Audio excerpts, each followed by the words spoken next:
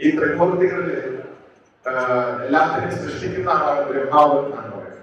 എല്ലാത്തിനെയും സൃഷ്ടാവാണ് ബ്രഹ്മാവ്. ബ്രഹ്മാവ് വലിയ വൈദ്യനും കൂടിയാണ്, വലിയ അറിവുള്ള ആളാണ്. അപ്പൊ അദ്ദേഹത്തിന് ഒരുപാട് ശിഷ്യന്മാരുണ്ടായിരുന്നു. ഈ ശിഷ്യന്മാരില് ഒരു പ്രധാനിയായ ശിഷ്യനായിരുന്നു ജീവകൻ എന്നായിരുന്നു. ജീവകൻ. ഈ ജീവകൻ എന്ന് പറയുന്ന ശിഷ്യനെ ഒരു ദിവസം അടുത്ത് വിളിച്ച് ബ്രഹ്മാവ് പറഞ്ഞു, പ്രിയപ്പെട്ട ശിഷ്യ, നീ ഒരു കാര്യം ചെയ്യണം. ഈ ഭൂമുഖത്ത് ഔഷധ ഗുണമില്ലാത്ത സസ്യങ്ങളെ കണ്ടെത്തി വരണം. ഈ ഭൂമുഖത്ത് ഔഷധ ഗുണമില്ലാത്ത സസ്യങ്ങളെ കണ്ടെത്തി വരണം എന്നായിരുന്നു ഗുരുവിന്റെ മുഖത്ത് നിന്ന് കേട്ട ആജ്ഞ. ആ ആജ്ഞ ശിരസാ വഹിച്ച് ജീവൻ യാത്ര തുടങ്ങി. ആദ്യം കണ്ട ഒരു ചെടിയെ അദ്ദേഹം പരിശോധിച്ചു.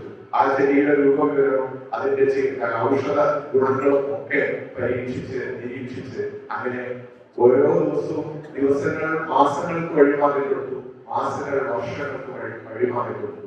ഒരു വ്യാഴവട്ടത്തിന് ഒരു വർഷം മാത്രം ബാക്കിയുള്ളപ്പോൾ 11 വർഷം അദ്ദേഹം ഓരോ സസ്യത്തെ കുറിച്ചും ഓരോ ചെടിയെ കുറിച്ചും ഒരു റിസർച്ച് നടത്തുകയായിരുന്നു.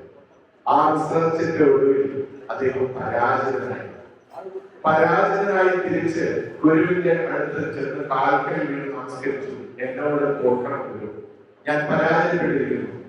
എനിക്ക് ഈ ലോകത്ത് ഒരു സസ്യത്തെ പോലും ഔഷധ ഗുണമില്ലാത്തതായി കണ്ടെത്താൻ സാധിച്ചില്ല. എന്നോട് പോകണം. അങ്ങനെയുള്ള സസ്യത്തെ എനിക്ക് കണ്ടെത്താൻ സാധിക്കാത്തതുകൊണ്ട് എന്നോട് ഇനി എന്റെ ശിഷ്യത്വം വേണമെങ്കിൽ ഒഴിവാക്കാം. എന്താണ് വേണ്ടത്, എന്ത് വേണമെങ്കിലും ചെയ്യാമെന്ന് പറഞ്ഞ സാധാരണ വീട് പ്രാപിച്ചപ്പോൾ ഗുരു ബ്രഹ്മാവ് അദ്ദേഹത്തെ അനുഗ്രഹിച്ച് എണീക്കാൻ പറഞ്ഞു. എണീറ്റിട്ട് നീ ഇപ്പൊ കണ്ടെത്തി 11 വർഷം കൊണ്ട് നീ കണ്ടെത്തിയത് വലിയൊരു കണ്ടെത്തലാണ്.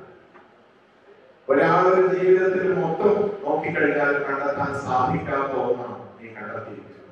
ഈ ഭൂമുഖത്ത് നീ കണ്ട എല്ലാ സസ്യങ്ങളെ കുറിച്ച് നീ പഠനം നടത്തിയിരിക്കുന്നു. അതിന്റെ ഔഷധ ഗുണങ്ങളെ കുറിച്ച് നീ കണ്ടെത്തിയിരിക്കുന്നു. അതുകൊണ്ട് എന്നോട് നീ വൈദ്യശാസ്ത്ര വിശാരദ ആയിരിക്കും. അദ്ദേഹത്തിന് വൈദ്യശാസ്ത്ര വിശാരദപ്പെടണം. ദീപകൻ എന്ന് പറയുന്ന ആൾക്ക് നൽകിയ ആദ്യത്തെ ശ്രേഷ്ഠനാണ് ബ്രഹ്മാവ് എന്നാണ് ഒരു കാര്യം. അതില് അദ്ദേഹം പറയുന്നത് ഞാൻ ജഗത്തിയ അനൗഷധം. ഈ ജഗത്തിൽ അനൗഷധമായിട്ട് ഒന്നും തന്നെയില്ല. ഈ ജഗത്തിൽ ഔഷധ ഗുണമില്ലാത്തതായി ഒന്നും തന്നെയില്ല. നമ്മളെല്ലാവരും കേൾക്കുന്നുണ്ടാവും നാസ്തി മൂലം അനൗഷധം.